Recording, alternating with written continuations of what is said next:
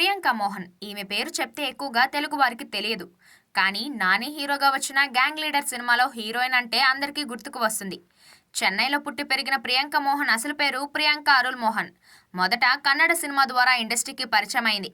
ఆ తర్వాత తమిళ, తెలుగు సినిమాల్లో కూడా నటించింది. తెలుగులో నాని హీరోగా చేసిన గ్యాంగ్ లీడర్ సినిమాతో ఎంట్రీ ఇచ్చింది. ఆ తర్వాత శర్వనంద్ హీరోగా చేసిన శ్రీకారం సినిమాలో హీరోయిన్గా చేసింది. ఇక త్వరలోనే ఈమె పవర్ స్టార్ పవన్ కళ్యాణ్ హీరోగా వస్తున్న ఓజీ సినిమాలో, అలాగే గుర్తుందా శనివారం సినిమాలతో మన ముందుకు రాబోతుంది. అలాగే తెలుగులో శివకార్తికేయన్తో డాన్, డాక్టర్ వంటి సినిమాల్లో నటించింది.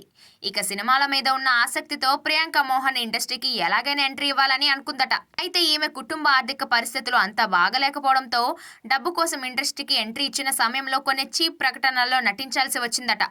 అలాంటి చీప్ యాడ్స్లో నటించేటప్పుడు చాలా తక్కువ రెమ్యునరేషన్ ఇచ్చేవారని, ఆ డబ్బు నా అవసరానికి, నా కుటుంబ అవసరాలకు కూడా అంతగా సరిపోలేదని, నేను ఆ సమయంలో సంపాదించిన డబ్బులు మా కుటుంబానికి ఉన్న అప్పులకు వడ్డీ కట్టడానికి కూడా సరిపోలేదు అంటూ ప్రియాంక మోహన్ గతంలో ఓ ఇంటర్వ్యూలో చెప్పుకొచ్చింది.